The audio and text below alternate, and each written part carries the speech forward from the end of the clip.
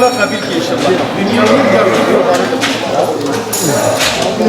Filistin şehitleri adına kurban Allah kabul buyursun inşallah.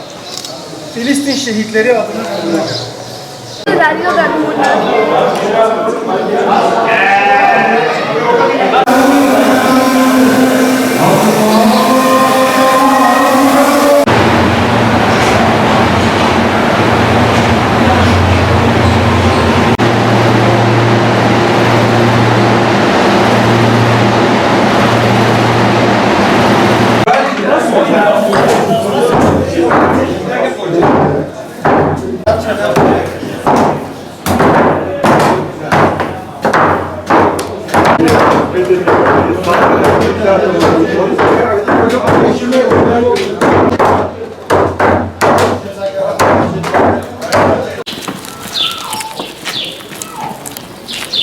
Sarvan mana? Sarvan. Ya, pasti.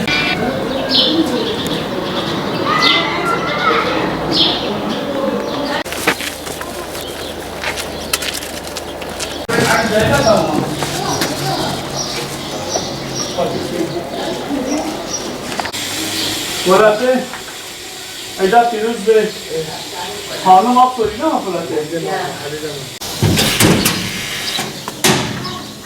Eda Firuz Bey.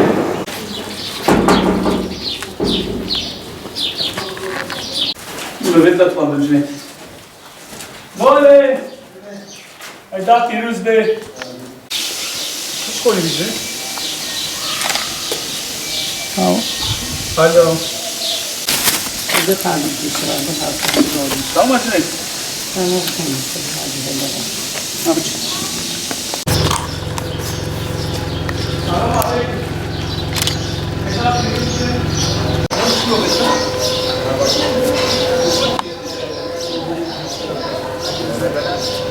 Bismillahirrahmanirrahim.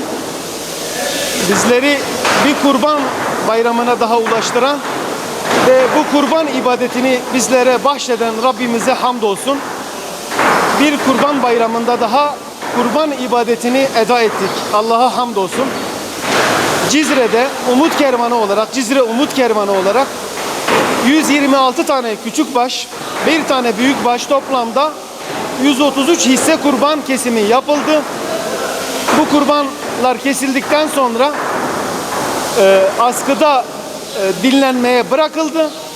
Uzmanlar gözetiminde dinlendirilen kurbanlar parçalar halinde et paketlerine dönüştürülerek Umut Kervanı gönüllülerince Cizre köylerinde ve mahallelerinde etler dağıtıma gönderildi. Şu anda gönüllüler tarafından mahallelerde ve Cizre'nin köylerinde dağıtılıyor. Yetimlere, muhtaçlara ve ihtiyaç sahibi ailelerimize bu kurbanlar şu anda dağıtılıyor.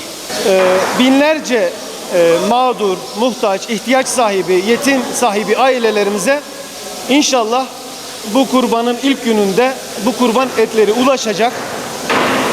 Bu vesileyle kurban vekaletlerini bizlere gönderen hayırseverlerimizden Allah razı olsun.